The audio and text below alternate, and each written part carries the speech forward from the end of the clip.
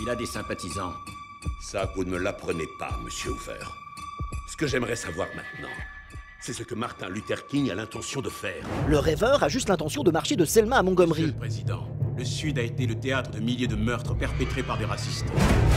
Nous avons besoin de votre aide. Monsieur King, ce dossier va devoir attendre. Ça ne peut pas attendre. Vous avez un problème à résoudre. J'en ai chaque jour une centaine. Si 80 km à pied ça use les souliers, 2 heures de Selma ça use les cornets. Englué dans une mise en scène pataude, sans inspiration ni audace, Selma est d'un académisme à pleurer avec son image sage pour ne pas violenter le spectateur et sa musique omniprésente qui surligne toutes les émotions. Oh c'est sûr, Selma n'a rien à voir avec l'Uppercut Malcolm X de Spike Lee. Selma retrace néanmoins parfaitement la lutte de Luther King pour le respect des droits civiques des Noirs dans un état d'Alabama raciste, haineux, qui n'a toujours pas encaissé la fin de la ségrégation et pratique encore les ratonnades.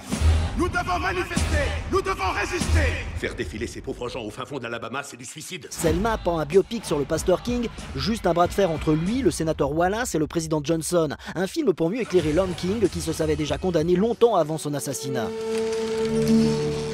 Une immersion dans les coulisses d'un des plus grands musées d'histoire de l'art au monde, ça vous tente? Alors bienvenue à Vienne. Entre la rénovation d'une aile du bâtiment et celle de certaines œuvres, le Grand Musée vous invite à un étonnant manège où du directeur au conservateur, des employés de nettoyage aux historiens de l'art, tous ces passionnés sont au service des œuvres. Le Grand Musée, le portrait d'un bâtiment imposant avec ses pièces immenses en enfilade, son escalier majestueux, ses sous-sols labyrinthiques, ses ateliers où l'on se déplace à trottinette pour se rendre de son ordi à l'imprimante. Malgré qu'il soit rigoureux, soigné, dommage que ce documentaire, Le Grand Musée, pêche par son manque évident de personnages forts et charismatiques. So what is fruit? Yeah, fruit. No, it's breathtaking. Merci. J'espère vous convaincre qu'en observant ces petits pas d'enfant dans le... Alice, où t'étais passée? J'ai fait un jogging.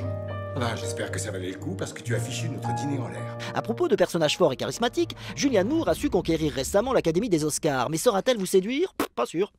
Il y a quelque chose qui va pas chez moi. Elle est Alice dans Still Alice, un film sur les prémices de la maladie d'Alzheimer. Comment? Attendez, vous allez divorcer ou... Non, j'ai la maladie d'Alzheimer. À déclenchement précoce. Cette professeure de linguistique renommée perd ses mots. Je vois les mots suspendus devant mes yeux, mais je n'arrive pas à les attraper. Et je ne sais plus qui je suis, ni ce que je vais perdre encore. Elle perd la boule, les souvenirs, la vie. Still Alice, un vrai film d'angoisse et de pétoche assez émouvant mais enrobé dans un drame sans grande originalité. Allez, c'est tout pour cette semaine. Et n'oubliez pas d'aller marcher avec Selma au cinéma. Que se passe-t-il quand un homme se dresse pour dire « ça suffit » ?